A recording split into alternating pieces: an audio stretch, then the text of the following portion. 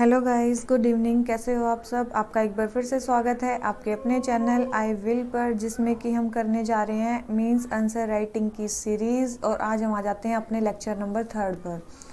ठीक है, अपना लेक्चर नंबर 3 पर आ जाते हैं। और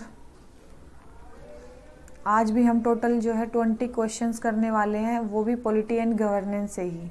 ठीक है, पॉलिटी एंड गवर्नेंस के टोटल 6 to 7 लेक्चर आने वाले हैं। सो इस सीरीज़ के साथ बने रहिए तो आपको बहुत फ़ायदा होगा। और जैसा कि मैंने आपको बोला था, इस सीरीज़ का आपका फ़ायदा तभी होगा जब आप पहले क्वेश्चन देखोगे, उसके बाद वीडियो पॉज करोगे, उसके बाद एक पेज पे अपने जितने भी ब्रेनस्टॉर्म करके आपके माइंड में पॉइंट्स आ रहे हैं उनको आप एक पेज पे लिखोगे and then see what other points are written there and then you will see, मतलब आप कितना सोच पा रहे हो, आप कैसे लिख पा रहे हो, आप स्ट्रक्चर कैसे बना रहे हो, तो उससे आपको सबसे ज़्यादा फ़ायदा होगा।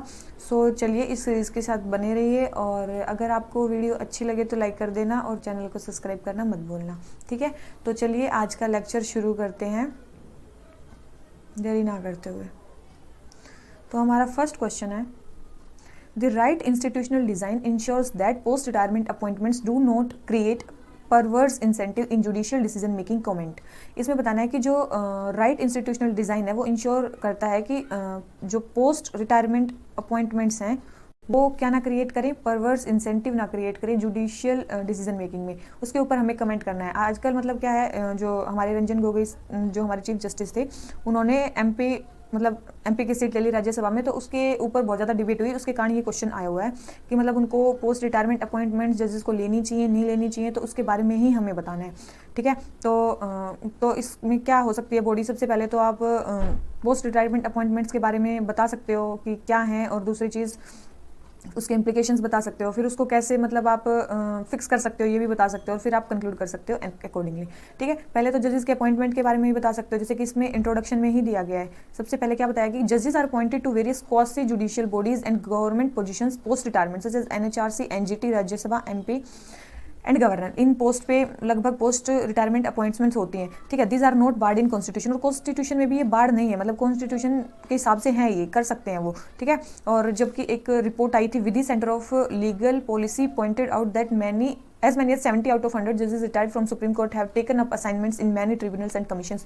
कि 70 out of 100 जजेस जो हैं वो कहीं ना कहीं मतलब किसी ना किसी कमीशन में या ट्रिब्यूनल्स में पोस्ट रिटायरमेंट के बाद काम कर रहे हैं। ठीक है, तो ये भी एक फैक्ट है। ठीक है, तो ये फैक्ट है। सबसे पहले आपने बताया कि इसके बारे में पोस्ट रिटायरमेंट अपॉइंटमेंट्स के बारे में कि कहाँ कहाँ उनकी अपॉइंटमेंट होती हैं। ठीक है, कॉन्स्टिट्यूशन में उसके बारे में क्या दिया गया है। ठीक है, सबसे पहले आपने इंट्रो इससे दिया और एक फैक्ट भी आपने बता दिया। ठीक है, लेकिन फिर आप बताओगे कि मतलब ये क्या क्या इससे इश्यूज हो रहे हैं। These appointments raise questions on integrity of जजेस। ठीक है, कि वो शायद उनके बाई चांस उनको जो राज्यसभा की सीट मिल रही है तो वो कहीं रूलिंग पार्टी को फेवर ना कर रहे हो अपने डिसीजन में प्री रिटायरमेंट। ठीक है, प्री रिटायरमेंट जब वो जजमेंट्स दे रहे हैं तो उसके ऊपर वो हो जाता है कि वो क्या उन्होंने फेयरली डिसीजन किए थे कि नहीं किए थे। ये ऐसे इश्यूज बहुत ज़्यादा उठते हैं। ठीक है, तो वही है। तो इन चीज़ों को रोकने के लिए, जुडिशियल इम्पार्शलिटी को प्रिजर्व करने के लिए, इंडिपेंडेंस को प्रिजर्व करने के लिए क्या मतलब वो होने चाहिए, क्या मेथड्स अप्लाई करने चाहिए कि ऐसा ना हो, लोगों का ट्रस्ट जुडिशरी पे कम ना हो। सबसे पहले है introduction of mandatory cooling of period. Mandatory cooling of period होना चाहिए, मतलब रिटायरमेंट के 2 से 3 साल तक कोई भी अपॉइंटमेंट नहीं होनी चाहिए किसी भी जजेस की। ठीक है, this can be an solution. और ये किसने बताया था, ये जो रिकमेंडेशन दी थी ये RM लोधा जो हमारे फॉर्मर चीफ जस्टिस थे उनकी रिकमेंडेशन थी। ठीक है, ये उन्होंने रिकमेंडेशन दी थी। उसके बाद है कि इंक्रीजिंग एज ऑफ रिटायरमेंट, कि आप रिटायरमेंट की एज को इंक्रीज करते हो। जो जैसे कि फॉरेन कंट्रीज़ में क्या है ना, उनकी एज हमारी एज से ज़्यादा है, मतलब वहाँ पे जो जज हैं हाई जुडिशरी में वो लेटर एज पे रिटायर होते हैं, लेकिन इंडिया में यंगर एज पे, कंपैरेटिवली यंग एज पे रिटायर हो जाते हैं। तो उनका जो कई साल बच जाते हैं उनके प्रोडक्टिव वर्क के। ठीक है, तो वो कर सकते हैं, तो उनकी ताकि जो एक्सपर्टीज़ है वो वेस्ट ये हो सकता है कि आप एज ऑफ रिटायरमेंट को इंक्रीज कर सकते हो। ठीक है, फिर clearly delineating the appointment process. Appointment process को क्लियरली डिलिनिएट कर सकते हो कि अपॉइंटमेंट्स कैसे होनी है। ठीक है, मतलब डायरेक्ट एक मतलब या फिर कोई बॉडी बना सकते हो, कोई कमीशन सेटअप कर सकते हो कि ट्रांसपेरेंसी लाने के लिए कि उनकी अपॉइंटमेंट्स किस ट्रिब्यूनल में होंगी, किस कमीशन में होंगी। ठीक है, और हमेशा जो जुडिशियल वर्डिक्ट्स हैं उनको फ्यूचर जॉब प्रोस्पेक्टस से अलग कर देना चाहिए। पेंशन उनकी इंक्रीज़ कर दो ताकि उनको मतलब वो एज ए इंसेंटिव ना लगे, पैसे की उनको कमी ना लगे कि मतलब हमें बाद में रिटायरमेंट के बाद कोई मतलब मॉनिटरी इंसेंटिव नहीं रहेगा, तो इसीलिए वो किसी के फेवर में कोई जजमेंट दे दें या कुछ, ठीक है। फिर है अदर, यही extended the application of other statute to जजेस, जैसे कि लोकपाल है, मतलब जैसे कि लोकपाल एक्ट में है कि वहाँ के जजेस री एम्प्लॉयमेंट उनका नहीं हो सकता, तो ऐसे ही आप नॉर्मल जुडिशरी के जजेस का भी कर सकते हो कि उनका अपॉइंटमेंट नहीं हो सकता, ऐसे आप कर सकते हो। या फिर आप लॉज को भी वो कर सकते हो, इनेक्ट कर सकते हो, अमेंड कर सकते हो आप कॉन्स्टिट्यूशन को अमेंड कर सकते हो कि भाई मतलब बाद में रिटायरमेंट्स, बाद में अपॉइंटमेंट्स अगर हो तो वो कैसे होनी चाहिए, ठीक है। तो ये तो हो गया क्या कि उसको मतलब उसको वो करने के लिए कि क्या मेजर्स लिए जा सकते हैं ताकि जो जुडिशरी पे है वो ट्रस्ट बना रहे, ठीक है। मेन चीज़ ये कि जुडिशरी पे ट्रस्ट बना रहे, उसके लिए क्या मेजर्स लिए जा सकते हैं, ये चीज़ इसमें बताइए। उसके बाद आप कंक्लूड कर सकते हो कि independence of judiciary forms parts of basic structure of constitution, ठीक है। इंडिपेंडेंस, ये तो आपको पता ही होगा कि जुडिशरी की जो इंडिपेंडेंस है वो क्या है, बेसिक स्ट्रक्चर को फॉर्म करती है। फर्दर जो जुडिशरी है वो हमारी क्या है, गार्डियन ऑफ कॉन्स्टिट्यूशन, और इसलिए उनको किसी के प्रेशर के अंदर या इंड्यूसमेंट के अंदर आने की जरूरत नहीं है, ठीक है। इंसुलेट होनी चाहिए, वो कोई बायस नहीं होना चाहिए उनके डिसीजन में, फेवरेटिज्म नहीं होना चाहिए, अपीजमेंट नहीं होना चाहिए। तो ये बेसिक टेनेंट्स है हमारी डेमोक्रेसी के, ठीक है। तभी हमारी जो जुडिशरी है वो काम कर पाएगी और पब्लिक ट्रस्ट जो हमारे इन इंस्टीट्यूशंस में है वो बना रहेगा। अब मतलब ये पोस्ट जो ये अपॉइंटमेंट्स होती हैं तो ये तो हो गए चलो कि मतलब नुकसान होता है इससे, पब्लिक ट्रस्ट वो होता है, पोस्ट रिटायरमेंट्स होते हैं तो उनके जो प्री रिटायरमेंट जो जजमेंट्स लिए होते हैं उन पे सवाल उठने लगते हैं कि क्या उन्होंने वो जजमेंट्स किसी के प्रेशर में, इंसेंटिव्स में आके लिए थे या कुछ लिया था, जो भी था उनके फेवर में बायसनेस थी कि नहीं थी, उस पर क्वेश्चन उठने लगते हैं। लेकिन पोस्ट रिटायरमेंट के फेवर में हमारे क्या क्या आर्गूमेंट्स हो सकते हैं कि पोस्ट रिटायरमेंट जो है वो अपॉइंटमेंट जो है वो होनी चाहिए। सबसे पहले तो हो सकता है कि मतलब जैसे कि इसमें बताया गया था कि हमारे जो जुडिशरी है वहाँ पे जो जजेस हैं उनकी जो अपॉइंट्स मतलब वो जो रिटायर होते हैं वो कंपेरेटिवली यंगर एज पे हो जाते हैं, तो ताकि उनका जो वैल्यूएबल एक्सपीरियंस है, उनका जो वैल्यूएबल एक्सपीरियंस है और जो कॉम्पिटेंस है वो वेस्ट नहीं होनी चाहिए। वो क्या होनी चाहिए, शुड नॉट बी वेस्टेड, ठीक है। उनकी जो कॉम्पिटेंस है वो वेस्ट नहीं होनी चाहिए। और दूसरी चीज़ है वो कंपैरेटिवली यंग एज पे हो जाते हैं तो उनके पास प्रोडक्टिव ईयर्स होते हैं वर्किंग के, तो वो उसको यूज़ कर सकते हैं, मतलब किसी अनदर कमीशन में जाके अपनी एक्सपर्टीज़ का यूज़ वहाँ कर सकते हैं वो, ठीक है। तो ये फेवर में आर्ग्यूमेंट्स हो सकते हैं कि उनके पास एक्सपर्टीज़ है, अगर वो काम करना चाहें तो वो कर सकते हैं। जैसे कि Vidhi center of legal for legal policy ने भी बताया कि 70 आउट ऑफ 100 जजेस पोस्ट रिटायरमेंट के बाद अपॉइंटमेंट ले लेते हैं या कुछ ना कुछ कहीं ना कहीं कमीशन में कुछ कर रहे होते हैं, ठीक है। तो ये जो क्वेश्चन है ये हो जाता है हमारा कंप्लीट, ठीक है। तो इस तरह से आप क्वेश्चन को कर सकते हो। सबसे पहले हमने दिया इंट्रोडक्शन की पोस्ट रिटायरमेंट अपॉइंटमेंट्स होती क्या हैं और वो जो है इंसेंटिव क्रिएट ना करें जुडिशियल डिसीजन मेकिंग में, तो उसके लिए आप क्या मेजर्स यूज़ कर सकते हो, ठीक है। उसके लिए और इसके फेवर में भी एक दो चीज़ें हमने देख ली और फिर आपने कंक्लूड कर दिया, ठीक है। अब आ जाते हैं क्वेश्चन नंबर 2 पे। क्वेश्चन नंबर 2 क्या बोलता है, what do you understand by doctrine of neutrality. Doctrine of neutrality से आप क्या समझते हो, explain its significance for constitutional offices in Indian context, और कॉन्स्टिट्यूशनल ऑफिसेज के न्यूट्रलिटी की, डॉक्ट्रिन ऑफ न्यूट्रलिटी की रिक्वायरमेंट क्यों है, ठीक है। सबसे पहले डॉक्ट्रिन ऑफ न्यूट्रलिटी को आप इंट्रोड्यूस करोगे, ठीक है। बॉडी में आप क्या करोगे, इसको इंट्रोड्यूस करोगे। सो डॉक्ट्रिन ऑफ न्यूट्रलिटी क्या इंश्योर करती है कि जो इम्पार्शियलिटी टुवर्ड्स बिलीग्रेंट्स, ठीक है। उसके बाद या फिर बोल सकते हो keeping one self clear of political activity, preserving objectivity in matter of politics and not to become involve in their conflict, ठीक है। इसको पॉलिटिकल न्यूट्रलिटी भी बोलते हैं, ठीक है। इन कॉमन पार्लेंस में पॉलिटिकल न्यूट्रलिटी या फिर मतलब डॉक्ट्रिन ऑफ न्यूट्रलिटी, ठीक है, किसी के फेवर में कोई डिसीजन ना देना, ठीक है। तो वही है, सुप्रीम कोर्ट ने बहुत जगह हाईलाइट किया है कि जो जैसे कि स्पीकर है, गवर्नर है, उनको जो डॉक्ट्रिन ऑफ न्यूट्रलिटी है उसको मेंटेन रखना चाहिए, ठीक है। उनको किसी के पॉलिटिकल प्रेशर में नहीं आना चाहिए, मतलब पॉलिटिकल न्यूट्रलिटी होनी चाहिए इन ऑफिसेज की।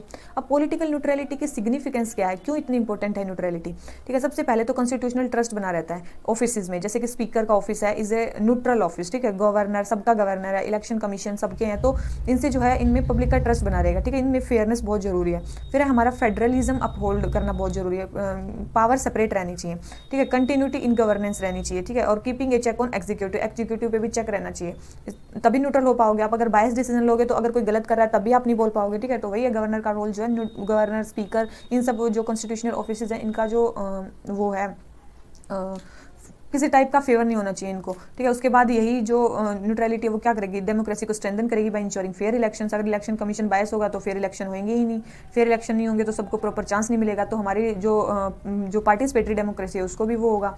उसके बाद फाइनेंशियल प्रोपेरिटी, जैसे कैग का ऑफिस है उसको तो बिल्कुल ही मतलब पॉलिटिकली हर टाइप से न्यूट्रल होना चाहिए, तभी वो उनकी जो ऑडिटिंग और अकाउंटिंग वर्क है उसको बिना किसी प्रेशर के कर सकते हैं, ठीक है। तो उनकी इंडिपेंडेंस तो और भी ज़्यादा जरूरी है। तो ये पॉलिटिकल न्यूट्रलिटी बहुत सारी चीज़ों के लिए जरूरी है, जैसे कि हम फाइनेंशियल प्रॉपर्टी, डेमोक्रेसी को स्ट्रेंथन करने के लिए, गवर्नेंस को कंटिन्यू रखने के लिए, ताकि एग्जीक्यूटिव पे चेक करे वो आर्बिट्ररी एक्शन ना करें, फेडरलिज्म को अपहोल्ड करने के लिए और कॉन्स्टिट्यूशनल ट्रस्ट को मेंटेन रखने के लिए।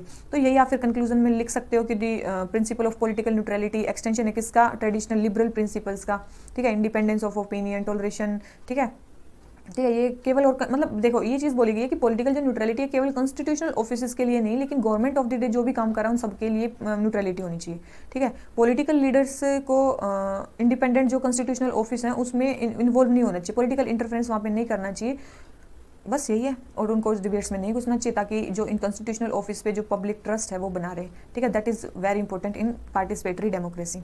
अब आ जाते हैं हम किस पे, प्रेशर ग्रुप पे। थर्ड बार ये क्वेश्चन आ गया, आज तीसरा लेक्चर है, फर्स्ट लेक्चर में भी आया था, सेकंड में भी आया था, एंड नेक्स्ट आज थर्ड में भी आ गया है, ठीक है। मैंने इसके आपको एक वो भी बताया था, क्या इसकी डेफिनेशन भी बताई थी। Pressure groups are seen to play a constructive positive role in deepening democracy and enhancing our liberties, but they have also been criticised on many counts, ठीक है।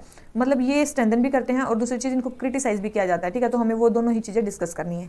सबसे पहले तो आप इसमें क्या करोगे, प्रेशर ग्रुप को डिफाइन करोगे कि क्या होता है प्रेशर ग्रुप, क्या होता है। Is a interest group organise to promote the interest of its member, और गवर्नमेंट की पॉलिसीज को इन्फ्लुएंस करते हैं, जबकि कोई भी मतलब फॉर्मल पावर नहीं चाहते ये, ठीक है, पावर में आना नहीं चाहते, या पॉलिटिकल पार्टीज नहीं बनाते, ठीक है। इंस्ट्रूमेंट कौन कौन से यूज करते हैं, लॉबिंग, कैंपेन, पोल्स, प्रोटेस्ट्स, ठीक है, प्रोटेस्ट्स, लेजिस्लेटिव एक्शंस, ठीक है, बहुत सारी चीज़ें ये यूज़ करते हैं।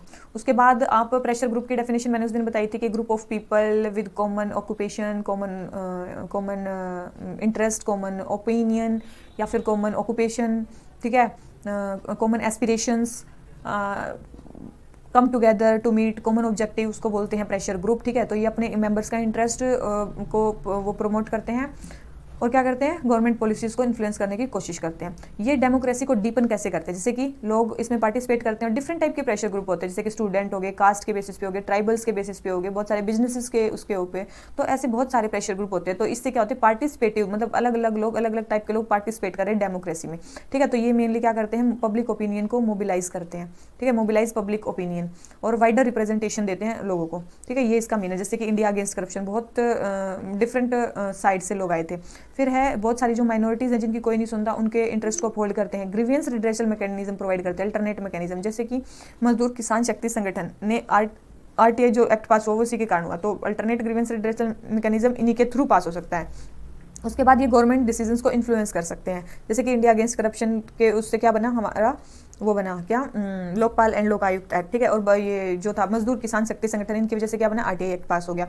उसके बाद ये टेक्निकल इनपुट्स भी प्रोवाइड कर सकते हैं पॉलिसी फॉर्मुलेशन में, जैसे कि बहुत सारे जो बिजनेस ग्रुप है, फिक्की, एसोचैम, ये बहुत सारे क्या है हमारे एक्सपर्टीज भी प्रोवाइड कर सकते हैं। तो इससे क्या होगी, हमारे ये इनके पॉजिटिव साइड होगी। ये जो प्रेशर ग्रुप्स हैं ये क्या है, कंस्ट्रक्टिव रोल प्ले कर रहे हैं, पॉजिटिव रोल प्ले कर रहे हैं, लेकिन इनके इश्यूज क्या हैं, ठीक है, लेकिन इनके इश्यूज क्या हैं। सबसे पहले है असर्टिंग, देखो सबसे पहले तो ये कुछ ही लोगों के इंटरेस्ट को वो करते हैं, ठीक है, asserting the interest of influential minorities, ठीक है, समटाइम्स, ठीक है, जैसे कि ट्रेड यूनियन हो गए, बिजनेस ग्रुप्स हो गए, ये बहुत बड़े बड़े ग्रुप हैं, इनको मतलब वो है, ठीक है। तो यही चीज़ है। तो सबसे पहला ये हो गया कि ये इन्फ्लुएंशियल माइनॉरिटीज़ के इंटरेस्ट को असर्ट करते हैं, ये हो गया इसका क्या, क्रिटिसिज्म, ठीक है, ये हो गया इसका क्रिटिसिज्म। और सेकंड क्या हो गया, अगेंस्ट पब्लिक इंटरेस्ट के समटाइम्स अगेंस्ट काम करते हैं, जैसे कि रोड ब्लॉक कर दिया, उससे पब्लिक ज़्यादा परेशान होती है as compare to government, picketing, ठीक है, ये सारी चीज़ों से। नॉट अकाउंटेबल, तीसरी चीज़ है अकाउंटेबल नहीं होते हैं ये किसी को भी, ठीक है, समटाइम्स में टर्न वायलेंट, ठीक है, समटाइम्स क्या हो जाते हैं, वायलेंट भी हो जाते हैं, तो अकाउंटेबल नहीं होते हैं।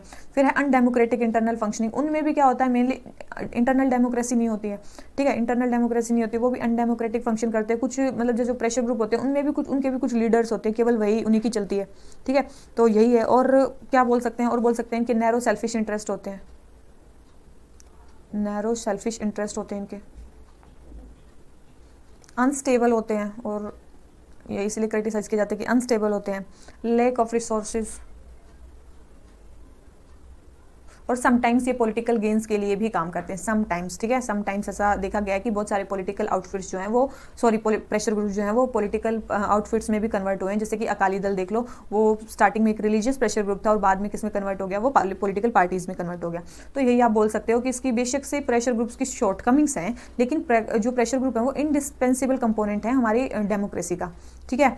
ये ऑर्डिनरी सिटीजन को डिसीजन मेकिंग में पार्टिसिपेट करने के लिए मतलब चांस प्रोवाइड करते हैं, ठीक है, without forming an political party या विदाउट पॉलिटिक्स में एंटर किए लोगों को पॉलिटिक्स के अंदर अपना से कहने का या डिसीजन मेकिंग की पावर देते हैं, ठीक है। तो यही है, similarly government can be better inform to electorate, sensitive to policies because pressure articulated by this group. मतलब वही है, गवर्नमेंट को भी बहुत सारे इश्यूज के बारे में प्रेशर ग्रुप से पता चलता है कि जनता को क्या कमी है।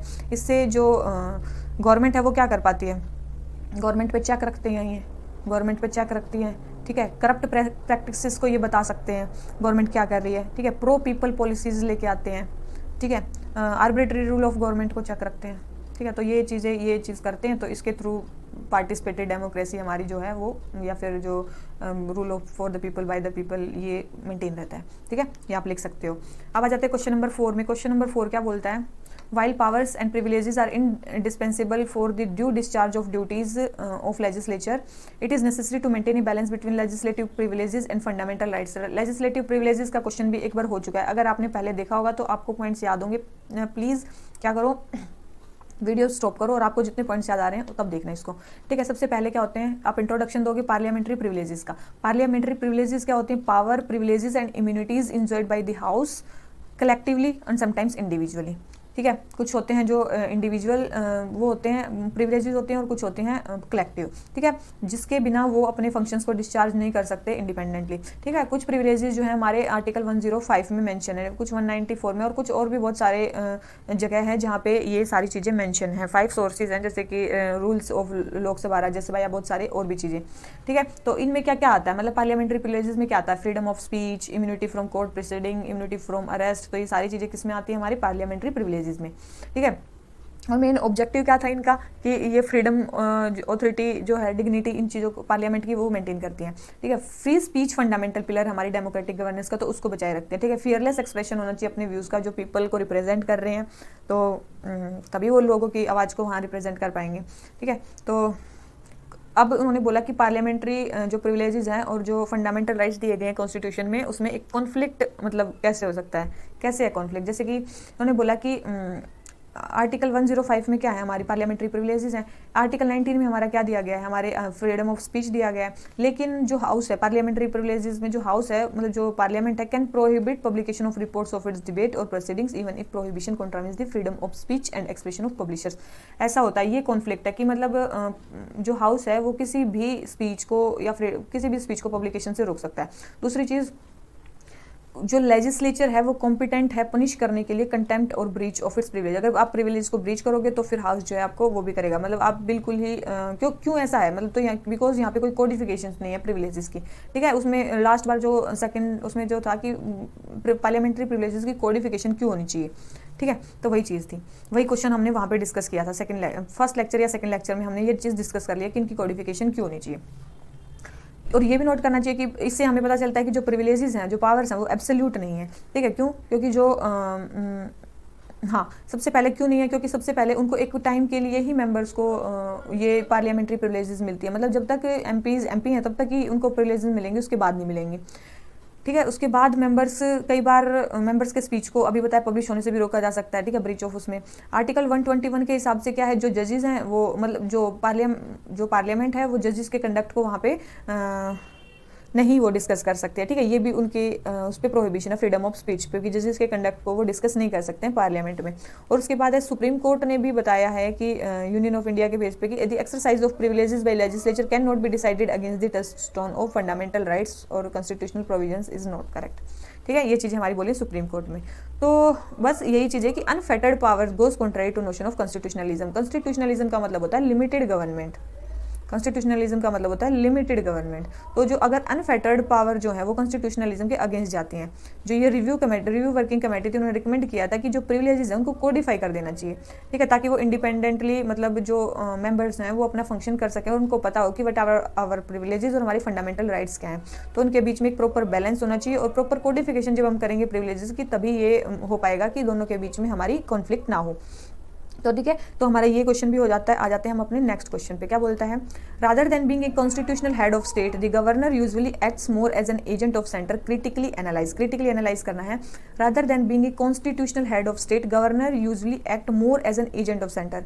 कॉन्स्टिट्यूशनल हेड तो है ही गवर्नर, लेकिन वो ज़्यादा किसकी तरह काम करता है, एजेंट ऑफ सेंटर की तरह काम करता है। तो हमें क्रिटिकली एनालाइज करना है, ठीक है। तो सबसे पहले बताना होगा कि जो गवर्नर क्या है, नॉमिनल एग्जीक्यूटिव हेड है स्टेट का, ठीक है, सेंट्रल गवर्नमेंट उसको नॉमिनेट करती है। और क्रिटिसाइज होता है कि वो मतलब क्योंकि वो एजेंट ऑफ सेंटर है, इसके लिए वो मतलब बार बार क्रिटिसाइज होते हैं।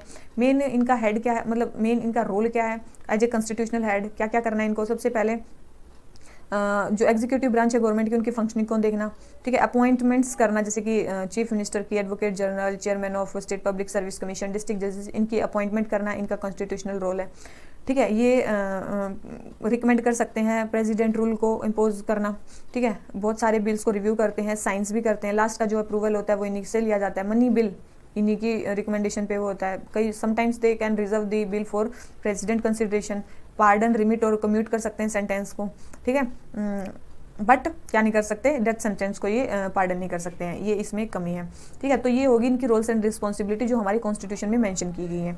लेकिन इनको एजेंट ऑफ सेंटर क्यों बोला जाता है, हमें ये पॉइंट्स लिखने हैं कि कैसे ये कॉन्स्टिट्यूशनल हेड है और कॉन्स्टिट्यूशनल हेड में उनको क्या क्या रोल प्ले करने पड़ रहे हैं। और जो दूसरा क्वेश्चन पूछा है हमसे कि एजेंट ऑफ सेंटर कैसे है, सबसे पहले तो आर्टिकल 356 का मिसयूज होना, ठीक है।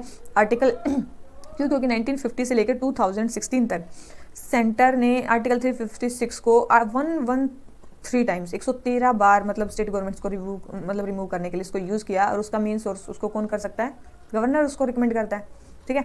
उसके बाद है partition role of governor in hung assembly. Hung assembly में क्या करते हैं, जब भी किसी की वो नहीं होती तो जिसको मतलब जो गवर्नर है वो अपने फेवर वाली पार्टी को समटाइम्स देखा गया कि वो उनको चीफ मिनिस्टर या उनको पावर दे देते हैं।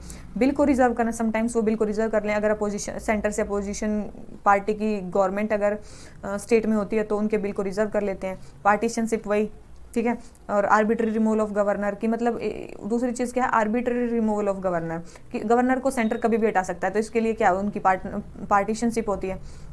तो यही चीज़ है कि इसीलिए इनको बोला जाता है कि they are the agent of centre. तो हमें क्या करना चाहिए, स्मूथ फंक्शनिंग के लिए गवर्नर को इम्पार्शियली एफिशिएंटली काम करना चाहिए और अपने डिस्क्रिप्शन को यूज़ करना चाहिए। पर्सनल जजमेंट्स उसके होने चाहिए, ठीक है। तो इसलिए अपॉइंटमेंट ऑफ गवर्नर जो है वो क्लियरली डिफाइंड होनी चाहिए कॉन्स्टिट्यूशन में कि क्या क्या है। और मतलब सेंटर का उस पर वो नहीं होना चाहिए कि उसको कभी भी हटा दें, ठीक है। तो प्रॉपर चेक्स एंड बैलेंसेज होने चाहिए उनकी फंक्शनिंग ऑफ ऑफिस के। और जो भी सरकारी कमीशन और पूंजी कमीशन ने गवर्नर के लिए जो रिकमेंडेशन दी है वो सारी की सारी क्या होनी चाहिए, ट्रू स्पिरिट में फुल होनी चाहिए, ठीक है। तभी जो गवर्नर का ऑफिस है वो मतलब क्रिटिसिज्म से बचेगा कि they are the agents of centre. और एजेंट्स ऑफ सेंटर के हमने 4-5 पॉइंट्स लिख लिए और उसके बाद हमने ये लिख लिए। तो आपने देखा कि इसमें क्वेश्चन क्या पूछा हुआ था rather than being constitutional head of the state the governor usually acts more as an agent of centre. Constitutional head तो है ही, तो उसके बारे में लिखो। गवर्नर क्या काम करता है, एजेंट ऑफ सेंटर, तो वो कैसे काम करता है वो आपको लिखना है, ठीक है। उसके बाद आपको अकॉर्डिंगली कंक्लूड कर देना है, ठीक है।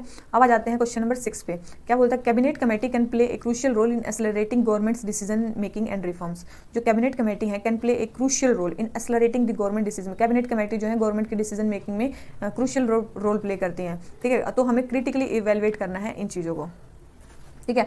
सबसे पहले कैबिनेट कमेटी क्या होती है, कैबिनेट कमेटी कहीं भी कॉन्स्टिट्यूशन में नहीं दी गई है, ये एक्स्ट्रा कॉन्स्टिट्यूशनल होती है। मेनली गवर्नमेंट की इफेक्टिव फंक्शनिंग के लिए यूज़ होती हैं। मेनली कहाँ पे ये लिखी गई है, ट्रांजैक्शन ऑफ बिजनेस रूल के थ्रू ये एस्टैब्लिश होती हैं। और मेन इनको कौन अपॉइंट करता है, प्राइम मिनिस्टर इनको अपॉइंट करता है। 2 टाइप्स की होती है मेनली, स्टैंडिंग एंड एड होक। स्टैंडिंग जो होती हैं वो परमानेंट होती हैं और एड होक ऐसी होती हैं जो मतलब बनी और टेम्परेरी पीरियड के लिए होती हैं, उनका काम खत्म हुआ और उसके बाद वो खत्म हो जाती हैं, ठीक है। गवर्नमेंट की डिसीजन मेकिंग में ये कैसे हेल्प करती हैं, सबसे पहले जो कैबिनेट का जो प्रेशर है वर्क का वो कम कर देती हैं।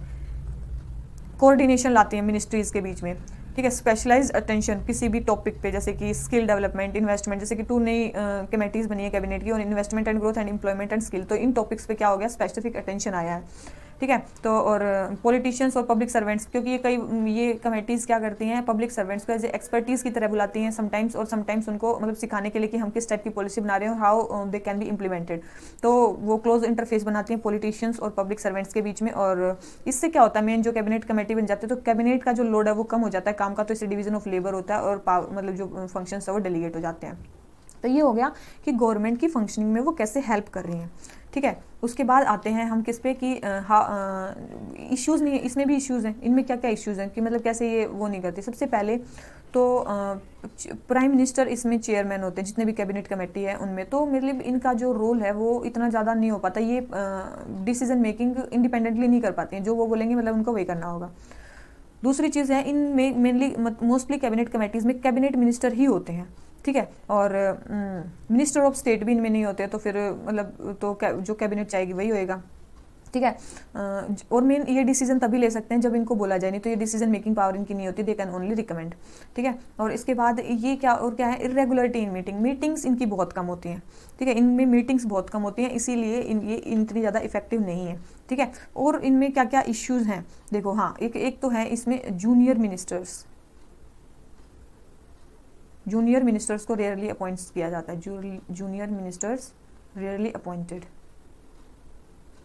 ठीक है। ये भी एक इशू है इनमें sometimes established on trivial issues, ठीक है, sometimes established on trivial issues, ठीक है। उसके बाद मेनली जो इनकी मेंबरशिप है dependent more on political consideration, ठीक है। अपॉइंटमेंट किसके हिसाब से होती है,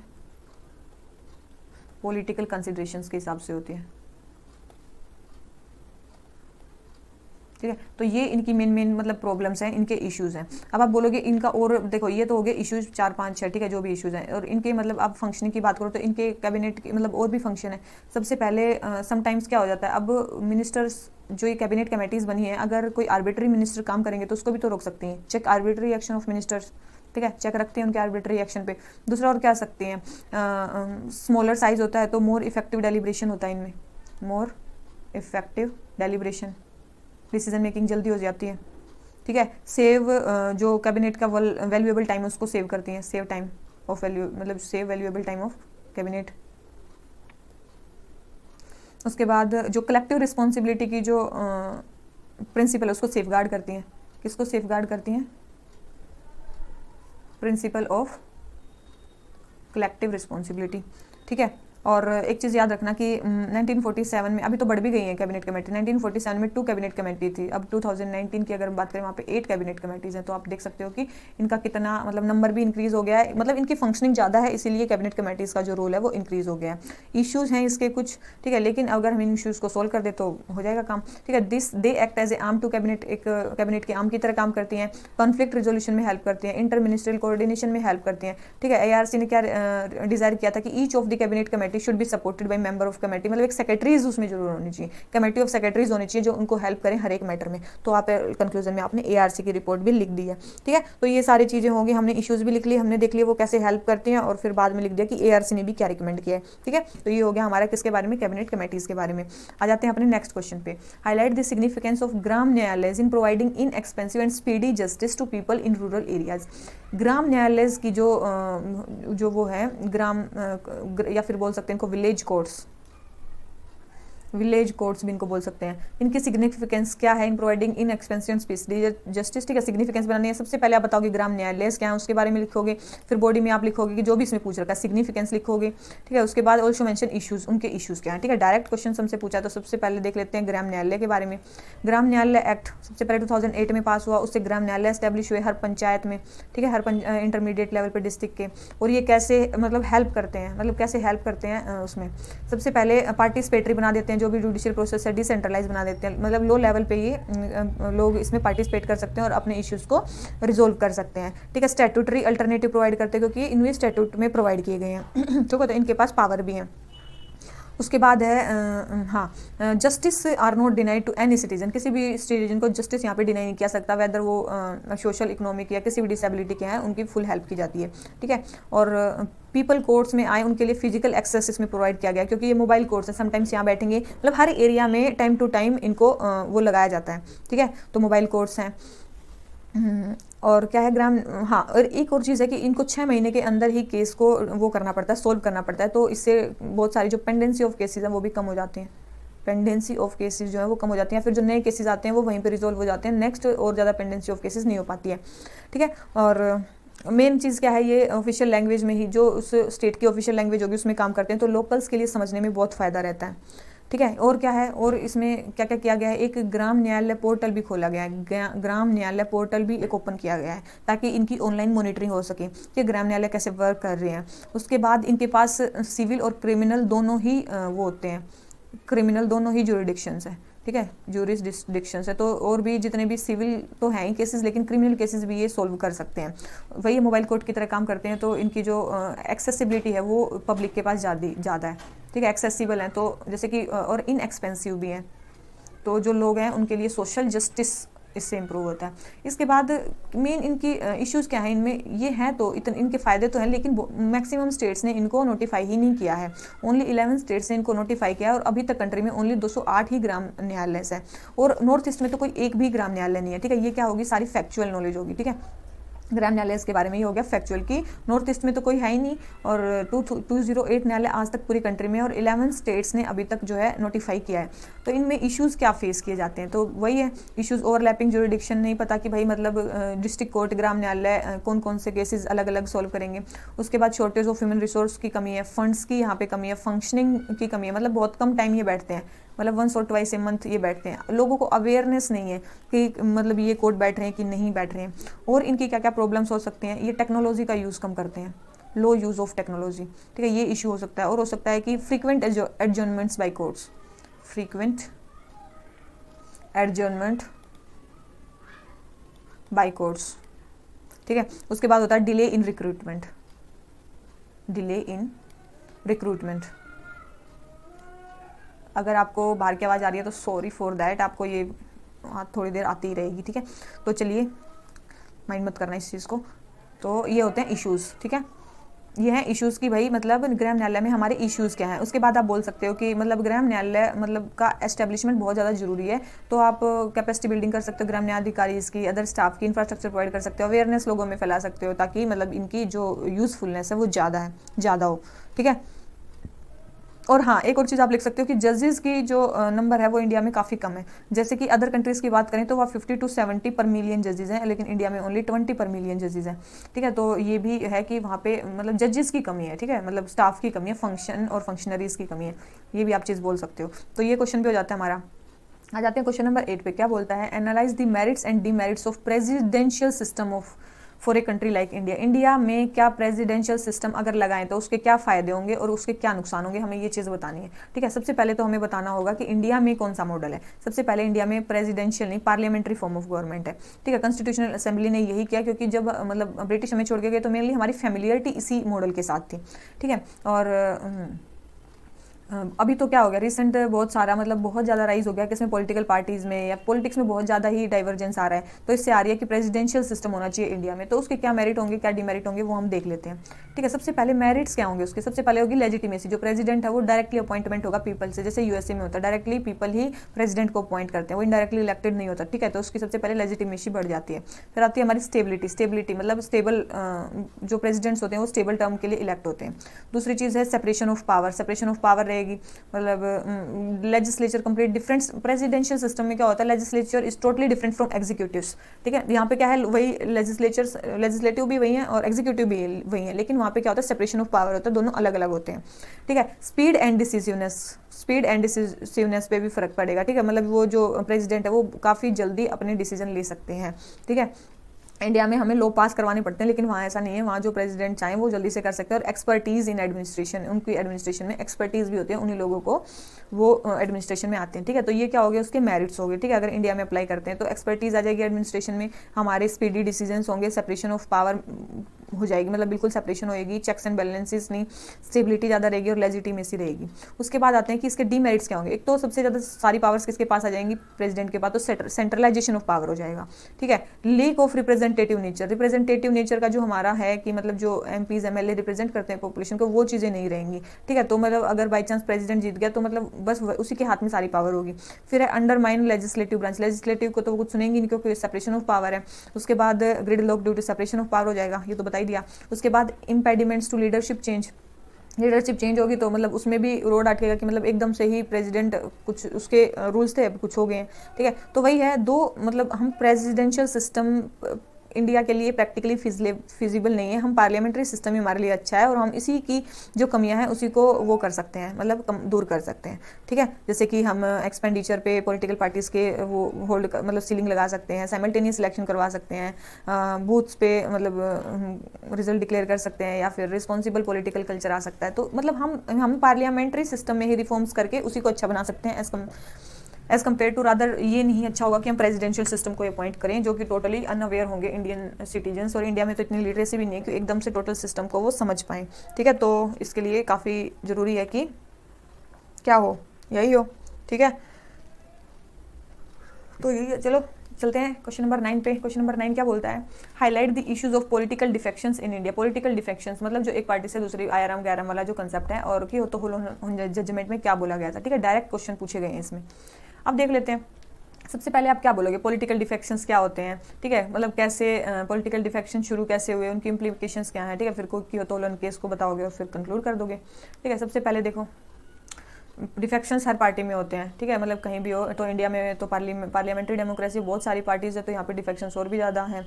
तो ये डिफेक्शंस का कल्चर कब स्टार्ट हुआ, पोस्ट 1967 इलेक्शंस। 4 साल के अंदर 142 डिफेक्शंस हो गए थे। ये क्या है, एक फैक्ट्स है, ठीक है, फैक्ट्स हैं, याद रख लेना, ठीक है। उसके बाद 1969 का इलेक्शंस, उसमें भी बहुत सारे डिफेक्शंस हुए, और जो भी डिफेक्टर्स थे उनको मिनिस्ट्रियल पोजीशन दी गई उसको उसमें, ठीक है। तो इसमें एक कंसेप्ट आया आयराम और गैराम का कंसेप्ट, जो कि मेनली MPs आ रहे थे जा रहे थे किसी भी पार्टी को छोड़ के और करके, इसलिए 1985 में एक एंटी डिफेक्शन लॉ पास किया गया 52nd अमेंडमेंट कॉन्स्टिट्यूशनल अमेंडमेंट के थ्रू, ठीक है। और इसकी मतलब ये कॉन्स्टिट्यूशनल वैलिडिटी इसकी कॉन्स्टिट्यूशनली वैलिड है कि नहीं है, वो कियोतो होलोहन वर्सेस जेचलू केस में वो की गई।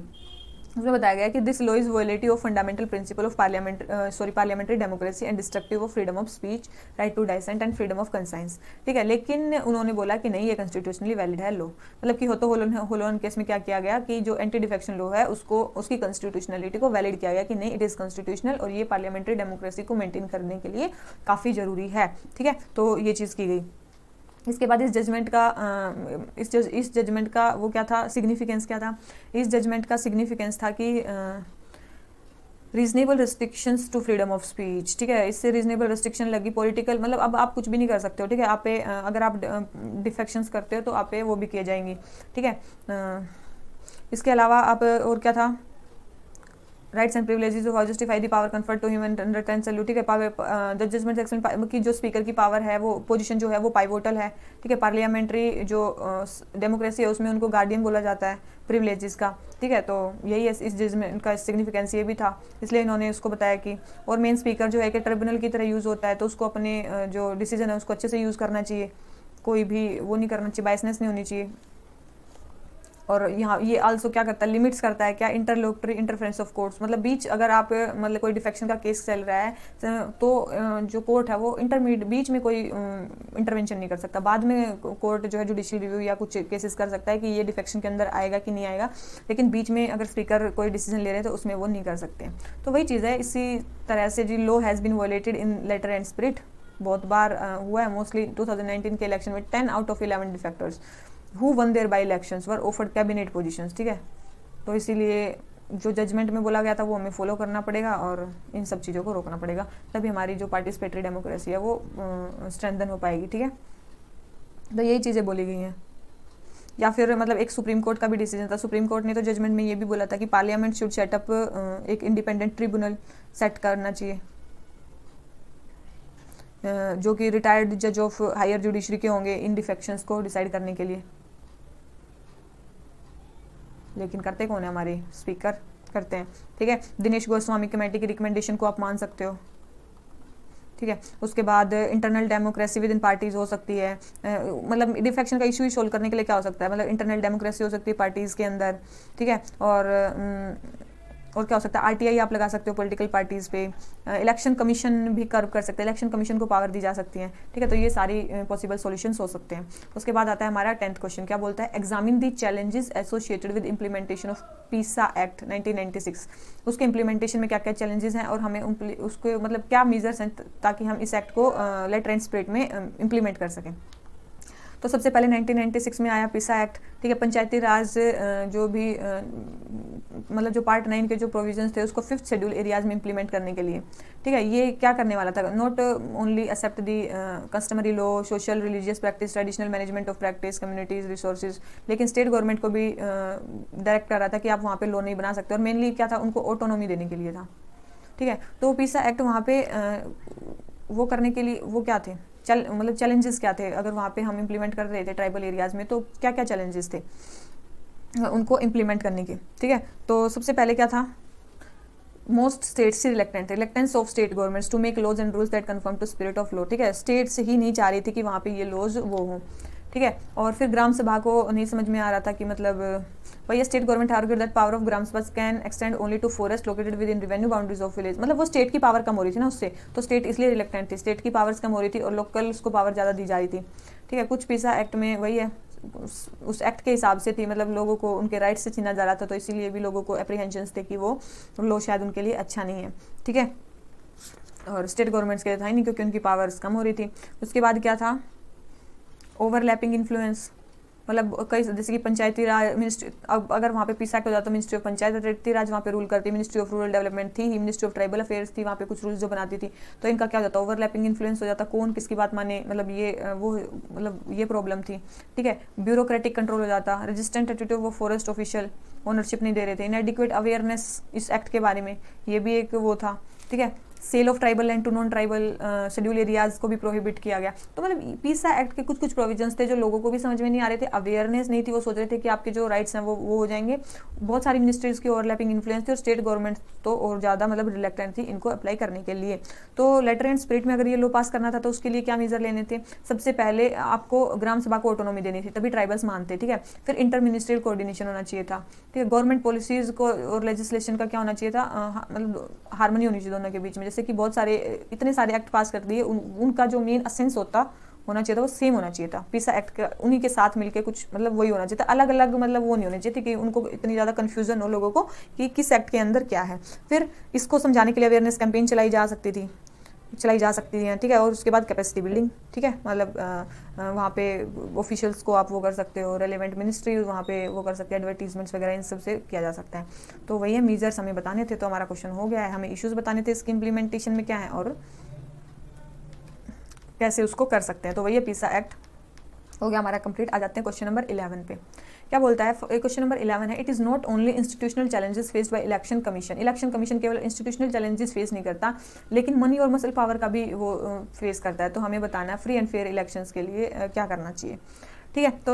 तो सबसे पहले तो इलेक्शन कमीशन के बारे में ही देखो। सबसे पहले इलेक्शन कमीशन जो है आर्टिकल 324 के अंदर बना, ठीक है। किसके लिए, supervise direct and control the preparation of electoral rolls, ठीक है, ताकि हर जगह के parliament, state legislature, office of president, vice president के वो इलेक्शन करा सके। आप ये क्या कर सकते हो, इंट्रो दे सकते हो इलेक्शन कमीशन के बारे में। उसके बाद इन्होंने बोला है कि वहाँ पे केवल इंस्टीट्यूशनल प्रॉब्लम्स नहीं है, तो इंस्टीट्यूशंस में क्या क्या प्रॉब्लम्स हैं, इंस्टीट्यूशन में क्या क्या प्रॉब्लम्स है, मतलब इश्यूज़ क्या क्या हैं इसके इंस्टीट्यूशन में। सबसे पहले अपॉइंटमेंट का इशू है, ठीक है, और उसके बाद power to outward chief election commission, fix tenure का इशू है, lack of capacity to take actions, ठीक है, deregistering in political parties में कोई लीगल बैकिंग नहीं है, मॉडल कोड ऑफ कंडक्ट। तो ये सारे क्या हैं, इंस्टीट्यूशनल चैलेंजेस हैं, ठीक है। और वही है, चीफ इलेक्शन कमीशन और इलेक्शन कमीशन के जो सिक्योरिटी ऑफ टेन्योर है वो भी डिफरेंस है, वो भी एक प्रॉब्लम है, ठीक है। सेंटर जो है पार्टीशन अपॉइंटमेंट कर सकते हैं, इट में भी मतलब potential of partition appointment by centre, ये भी एक इशू हो सकता है, पोटेंशियल फॉर, क्योंकि सेंटर ही अपॉइंट करता है इनको, पार्टीशन अपॉइंटमेंट बाय सेंटर। तो वही ये मतलब इनके अपॉइंटमेंट में ये इंस्टीट्यूशनल प्रॉब्लम जो उस इंस्टीट्यूशन में, लेकिन मनी पावर और मसल पावर के कारण क्या क्या प्रॉब्लम आती हैं वो हम देख लेते हैं। ठीक है, सबसे पहले आता है कि मनी पावर के कारण क्या क्या प्रॉब्लम आती है।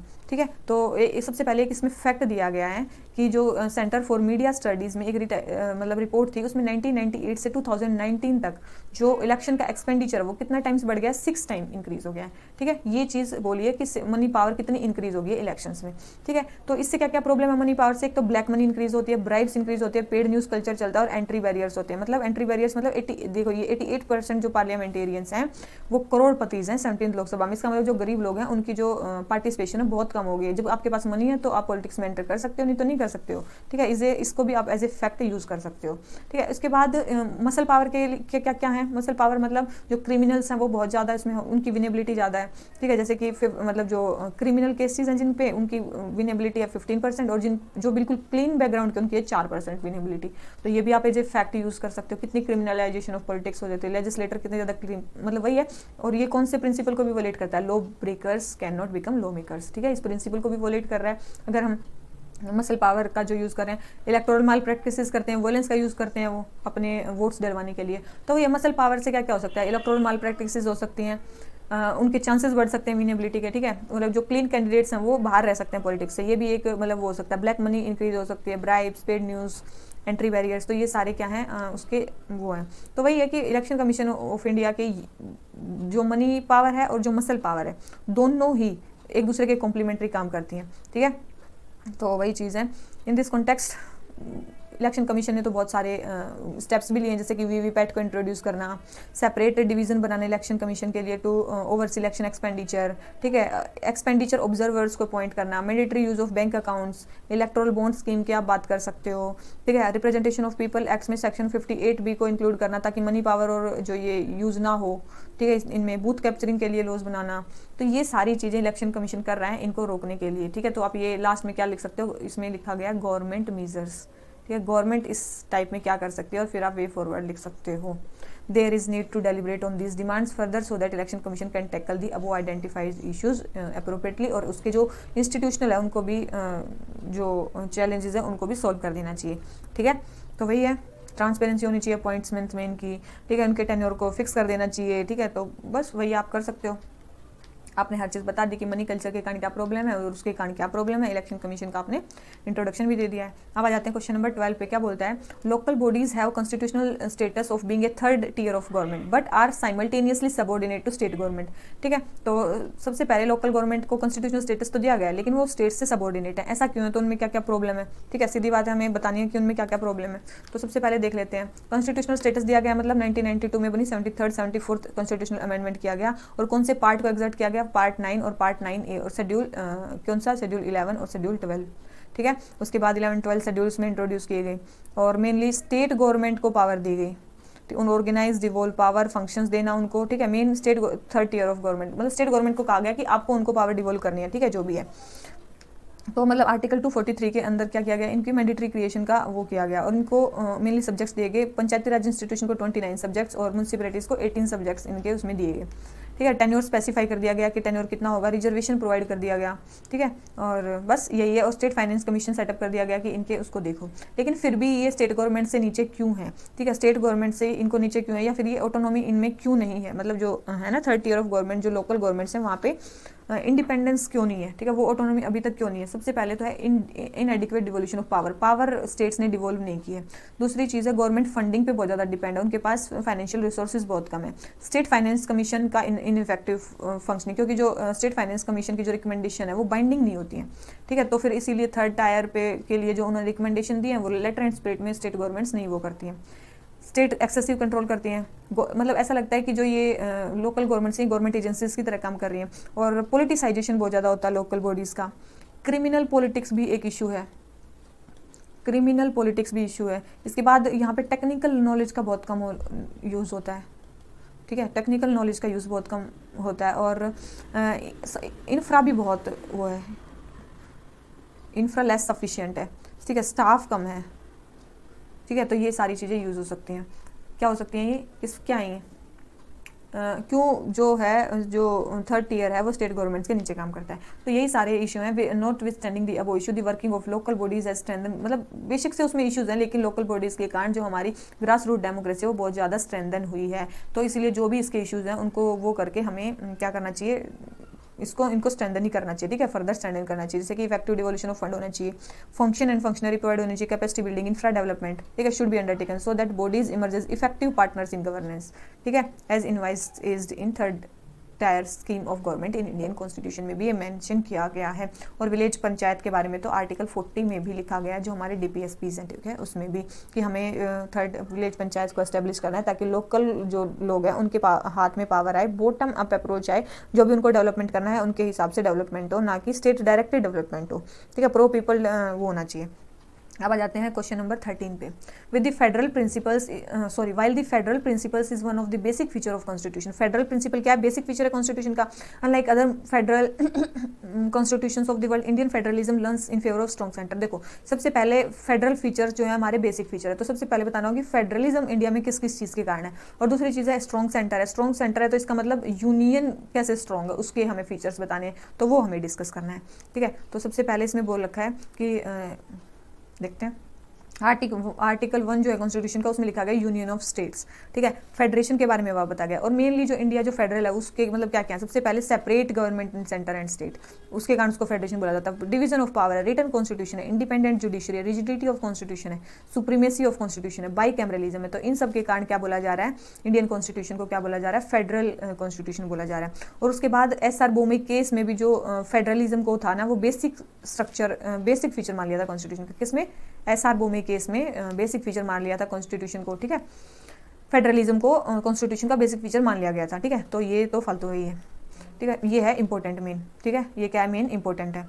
अब जाते हैं Indian federalism is said to influence by Canadian model. देखो ये तो आ गया हमारा कि फेडरल फीचर्स क्या है हमारे, लेकिन फेडरल फीचर्स मेन इंडिया में इंडियन फेडरलिज्म किससे इन्फ्लुएंस है, कैनेडियन मॉडल से, ठीक है। वहाँ पे क्या है मेन स्ट्रॉन्ग सेंटर है। तो स्ट्रॉन्ग सेंटर हमारे किस किस फीचर में दिखाई देता है इंडिया में, देख जैसे कि लेजिस्लेटिव पावर्स में, कि मतलब जो यूनियन लिस्ट है वहाँ पे ज़्यादा सब्जेक्ट्स हैं compare to state list and फिर concurrent list.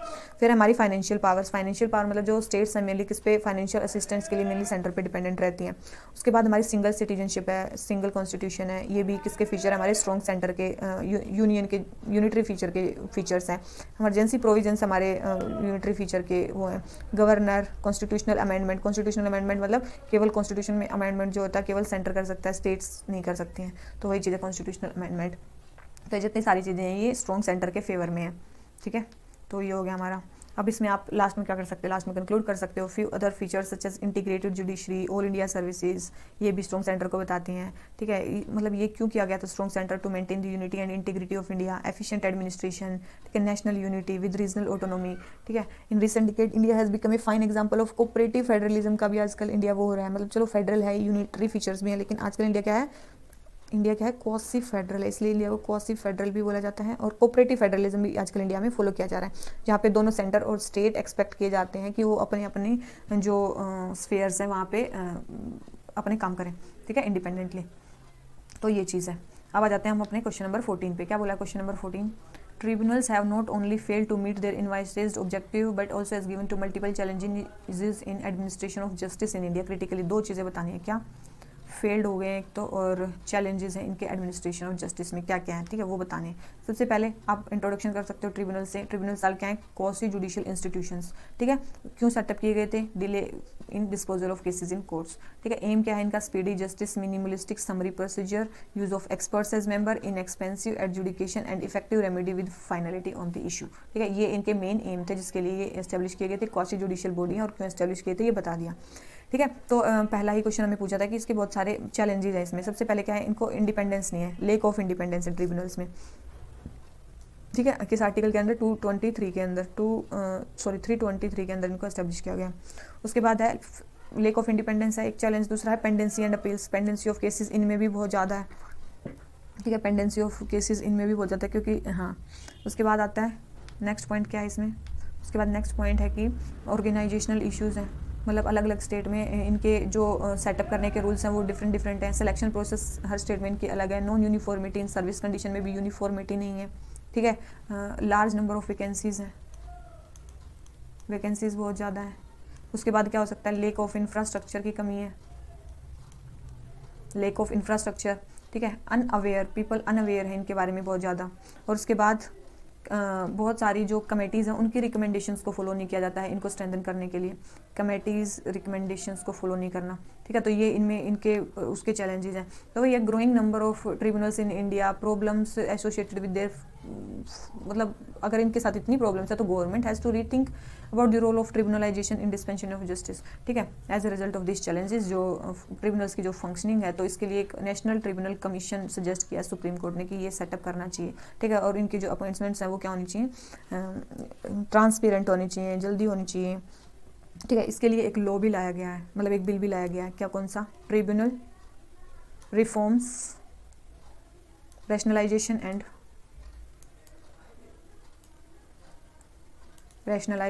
Condition of service bill, conditions of service bill 2021, ठीक है, ये लाया गया है, ठीक है। तो ये बिल भी लाया गया ट्रिब्यूनल्स के लिए, तो इनकी चैलेंजेस को वो करने के लिए। तो यही सारी चीज़ें आप ट्रिब्यूनल्स के बारे में लिख सकते हो। आ जाते हैं नेक्स्ट क्वेश्चन पे, critically examine the relevance of 103rd constitutional amendment में क्या दिया गया है, इकोनॉमिक वीकर सेक्शन को क्या दिया गया है, रिजर्वेशन दिया गया है। तो tool to meet the objective of social justice in India, हमें क्रिटिकली एग्जामिन करना है कि वो कर रहा है कि नहीं कर रहा है सोशल जस्टिस को। सबसे पहले आप बताओगे कि 103rd अमेंडमेंट किसके लिए है, आर्टिकल मतलब इसमें आर्टिकल 15 और 16 को अमेंड किया, 10% रिजर्वेशन प्रोवाइड किया, किसको, इकोनॉमिक वीकर सेक्शन को, डायरेक्ट रिक्रूटमेंट में, हायर एजुकेशनल इंस्टीट्यूशन में, जॉब्स में, ठीक है, उनके लिए ये किया गया, इकोनॉमिक वीकर सेक्शन को 10% रिजर्वेशन दिया गया, ठीक है, without tampering the existing quotas. इसके बाद सोशल जस्टिस को ये कैसे मीट कर रहा है, ठीक है। सबसे पहले इसमें क्या इंक्लूड किया गया, इकोनॉमिक क्लास को इंक्लूड किया गया, कंस्टिट्यूशनली वनरेबल कैटेगरी में जो आती है, ठीक है। While caste still remain a cause of injustice, it is not sole determinant of backwards, बहुत सारे अपर कास्ट के जो लोग हैं वो भी इकोनॉमिकली डिप्राइव्ड हैं, तो उनको भी इक्वल अपॉर्चुनिटी प्रोवाइड करना जरूरी है, ठीक है। तो इसी कारण से ये सोशल जस्टिस उनको प्रोवाइड कर रहा है। लेकिन इश्यूज़ क्या हैं, मेन चीज़ था जब स्टार्टिंग में रिजर्वेशन लाया गया, जो उसका प्राइमरी पर्पस था वो क्या था, टू प्रोवाइड जो मार्जिनलाइज सेक्शन है उनको रिप्रेजेंटेशन प्रोवाइड करना, ना कि पॉवर्टी एलिवेशन प्रोग्राम नहीं था ये।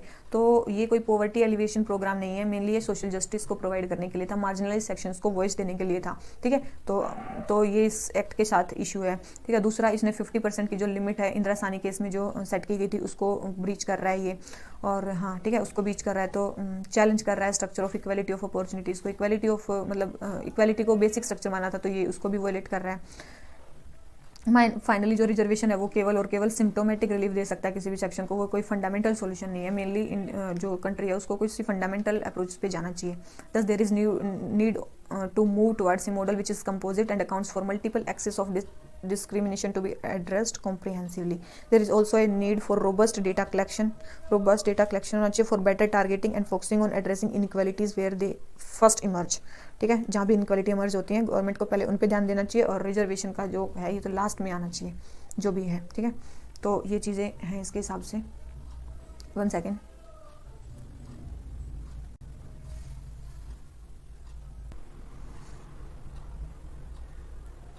अब आ जाते हैं क्वेश्चन नंबर 16 पे। क्वेश्चन नंबर 16 क्या बोलता है, to what extent and in what way should a judiciary be accountable to this society, judiciary accountable होनी चाहिए कि नहीं होनी चाहिए मतलब सोसाइटी के लिए, while remaining mindful to the constitutional organisation of the government. कहाँ तक और कैसे जो जुडिशरी है उसको अकाउंटेबल कर सकते हैं, ये चीज़ें कहाँ तक और कब तक मतलब जुडिशरी को अकाउंटेबल कर सकते हैं, वो चीज़ हमें इसमें बतानी है।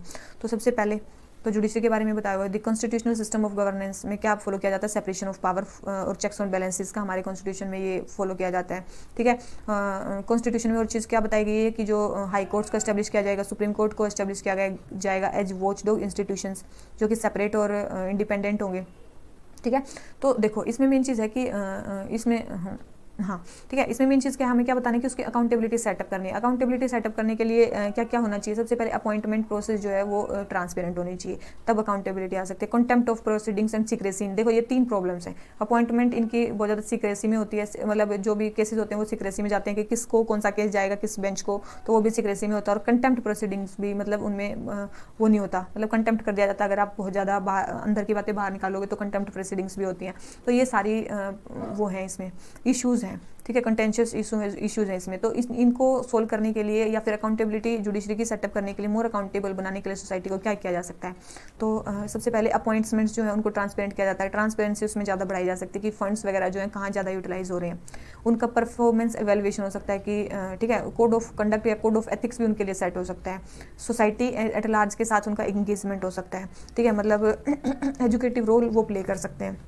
ई कोर्ट्स का जो वो है कंसेप्ट है उसको फॉलो किया जा सकता है। डिसिप्लिनरी प्रोसीडिंग्स हो सकती है, अगर कोई जज ने किसी फेवर में आके कोई डिसीजन दिया है तो उसके अगेंस्ट डिसिप्लिनरी प्रोसीडिंग्स भी हो सकती हैं, ठीक है। तो इससे क्या होगा, पब्लिक ट्रस्ट बढ़ेगा जुडिशरी के ऊपर और वो अकाउंटेबिलिटी होगी, क्योंकि एट द लार्ज जो जुडिशरी है वो भी जो पब्लिक टैक्स देती है उसी के मनी को यूज़ करके और वो कर रही है, तो वो पब्लिक को अकाउंटेबल होनी चाहिए और उनके हाई स्टैंडर्ड तभी मेंटेन होंगे जो वो अकाउंटेबल होंगी।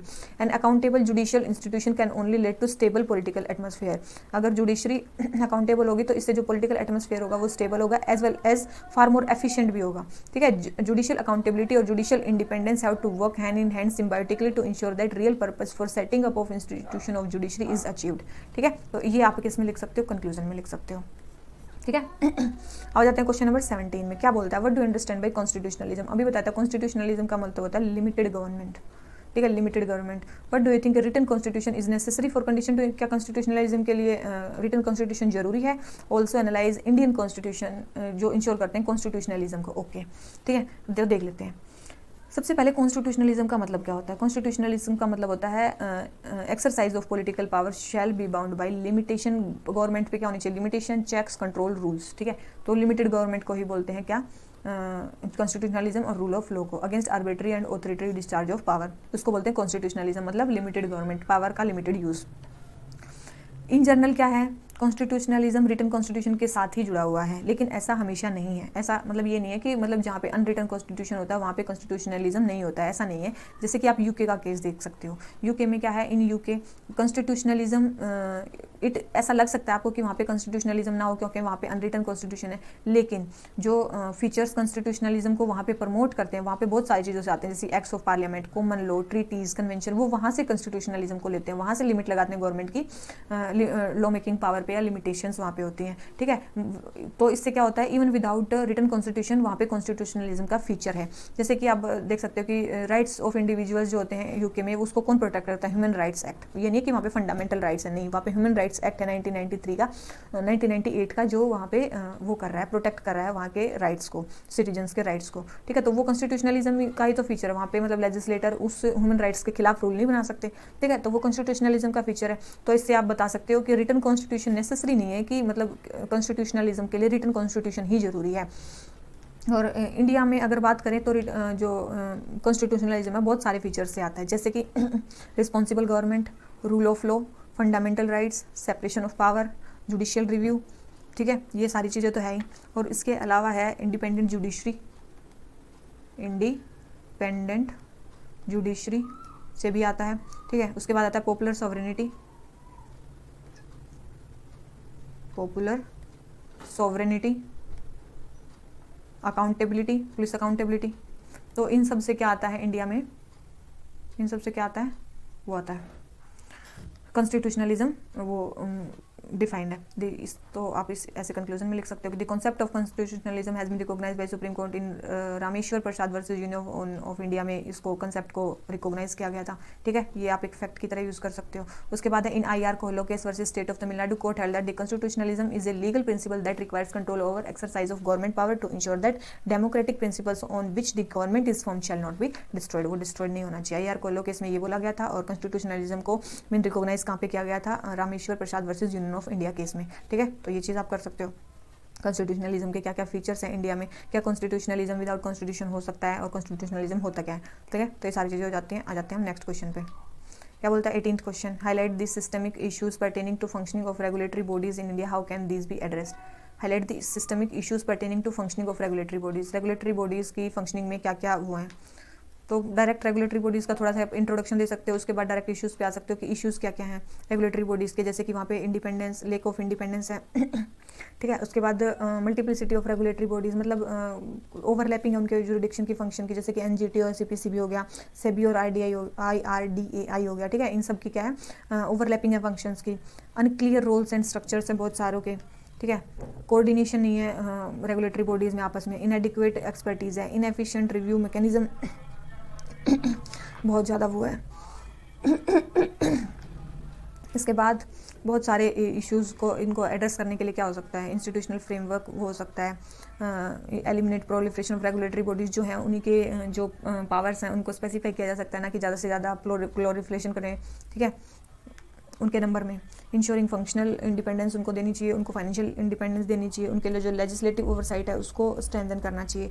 और सेकंड ARC ने जो भी रिकमेंडेशन दी है कि डोमेन एक्सपर्टीज़ वालों को मतलब वहाँ पे मेन उनकी मेरिट के हिसाब से उनकी रिक्रूटमेंट होनी चाहिए, ठीक है। तो ये सारी चीज़ें किसमें आती हैं, इसमें आती हैं। हाँ, और एक आप मतलब इंटरनेशनल मतलब मैनी कंट्रीज़ में क्या है, रेगुलेटरी इम्पैक्ट असेसमेंट है, रेगुलेटरी इम्पैक्ट असेसमेंट है, वहाँ से सीख सकते हो कि रेगुलेटरी इम्पैक्ट असेसमेंट का जो कंसेप्ट है वो इंडिया में आप यूज़ कर सकते हो। तो भैया today there is need for empowerment of regulatory bodies which can still regulations to make sectors of economy robust smoothly mitigate the impact of global slowdown, ठीक है। तो स्लो डाउन हो सकता है ताकि, और जो भी ग्लोबल स्लो डाउन आया है उसको मिटिगेट करने के लिए, इकोनॉमी को रोबस्ट बनाने के लिए बहुत सारे रेगुलेटरी बॉडीज का एम्पावरमेंट बहुत जरूरी है। तो जितने भी हमारे इश्यूज़ हैं उनको सोल्व करके और जो भी मेजर्स हैं उनको फॉलो करना चाहिए। अब आता है हमारा क्वेश्चन नंबर 19। क्वेश्चन नंबर 19 क्या बोलता है, on one hand the government sides positive of resources for development and other side funds like unutilised in several government departments, ठीक है। What are the possible reasons for such an scenario analyse, ठीक है। Simple question है।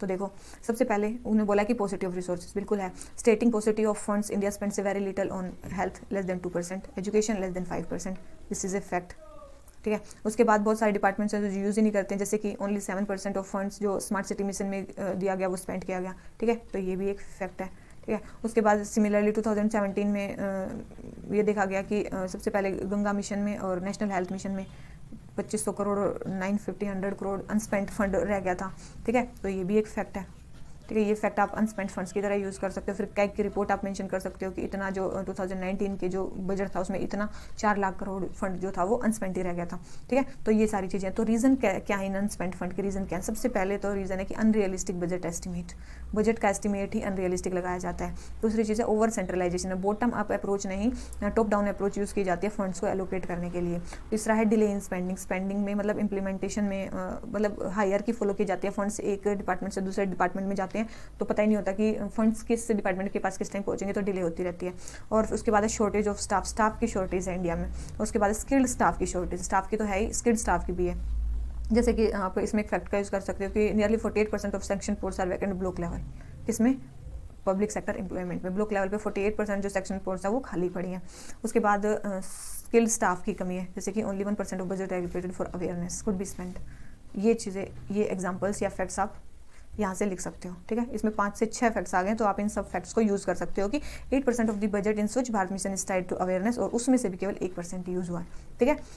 तो ये सारे issues को आप कैसे कर सकते हो, जो भी इश्यूज़ लिखे हैं उनको आपको करना होगा। जैसे कि डिपार्टमेंट्स को आपको सबसे पहले रियलिस्टिक एस्टिमेट बताने होंगे, outcome based release of fund होना चाहिए, अनयूटिलाइज्ड फंड का रोल ओवर बंद होना चाहिए। मान लीजिए जिस स्कीम में जो फंड पहले यूटिलाइज ही नहीं हुआ उसमें दोबारा फंड नहीं डालने चाहिए, डिले इन ग्रांट्स नहीं होना चाहिए, ठीक है। डेटा अच्छे से पब्लिश होना चाहिए टाइम पे, timely implementation of publication of data होना चाहिए कि उनको कितने फंड्स यूटिलाइज करने हैं, कहाँ पे करने हैं, ठीक है। और मॉनिटरिंग एंड सुपरविजन बहुत ही ज़रूरी है, मॉनिटरिंग एंड सुपरविजन, ठीक है। मॉनिटरिंग एंड सुपरविजन, और इसके लिए पॉलिटिकल विल चाहिए, ठीक है। पॉलिटिकल विल बहुत ज़्यादा रिक्वायर्ड है। तो ये proper utilisation of fund indicates presence of collective socio economic vision, ठीक है। इंप्रूविंग, इससे क्या होगा, लाइवलीहुड इंप्रूव होंगे कंट्री में। Just a taxpayer have the responsibility to pay taxes the government और to ensure that tax proceeds are appropriately utilise. केवल और केवल टैक्स पेयर्स पे रिस्पॉन्सिबल मत दो कि उनको टैक्स देने, और मतलब आपको भी उन टैक्स के प्रोसीड करना है अप्रोप्रिएटली, ठीक है। तो ये आप पॉजिटिव नोट पे कंक्लूड कर सकते हो ऐसे। अब आ जाते हैं क्वेश्चन नंबर 20 पे। क्या बोलता है, the preamble of Indian constitution can not be regarded as source of any prohibition limitation, discuss the context of various judgements बतानी है प्रीएम्बल के बारे में, ठीक है। प्रीएम्बल के बारे में हमें जजमेंट्स के बारे में बात करनी है। तो सबसे पहले प्रीएम्बल क्या है, बेसिक फिलोसफी है जो हमारे कॉन्स्टिट्यूशन में है। Basic philosophy content in body of Indian constitution, source है जहाँ से मतलब कॉन्स्टिट्यूशन पावर लेता है, कहाँ से लेता है, पीपल से, ठीक है। क्या डिक्लेयर करता है, राइट्स एंड फ्रीडम्स, जो भी बेसिक फीचर्स हैं हमारे कॉन्स्टिट्यूशन के, हमारी पॉलिटी कैसी है, हमारी गवर्नमेंट कैसी होगी, तो ये सारी चीज़ें बताता है। उसके बाद माइंड मतलब जो मेकर्स थे वो क्या बताना चाहते थे उसको मेनली डिस्क्राइब करता है। और अमेंडेबिलिटी के बारे में तो बहुत सारी चीज़ें हैं। सबसे पहले आता है Barbari union case. Barbari union case क्या बोलता है, प्रीएम्बल कॉन्स्टिट्यूशन का पार्ट नहीं है, ठीक है। तो केवल और केवल बस ये बताता है कि मतलब कॉन्स्टिट्यूशन मेकर्स क्या बनाना चाहते थे और बेसिक कॉन्स्टिट्यूशन के अंदर क्या है, तो मेनली यही चीज़ है। गोलकनाथ केस में भी यही किया गया कि प्रेम्बल कैन नॉट प्रोहिबिट और कंट्रोल एनी वे और इम्पोज एनी लिमिटेशन और prohibition on limitation on power to amend the constitution contain in 368। तो उसका कोई वो नहीं है, कोई प्रोहिबिशन प्रोवाइड नहीं करता, कोई लिमिटेशन प्रोवाइड नहीं करता हमारे लेजिस्लेचर को लॉ को करने में। फिर आए हमारे केशवानंद भारती केशव, उन्होंने बोला प्रियम्बल कॉन्स्टिट्यूशन का पार्ट है, लेकिन preamble can never be resorted to create any power to और to imply a power which is otherwise withdrawn from the constitution. ठीक है, लेकिन कोई पावर का ना तो सोर्स है और ना ही उससे आप मतलब as a prohibition on power use कर सकते हो।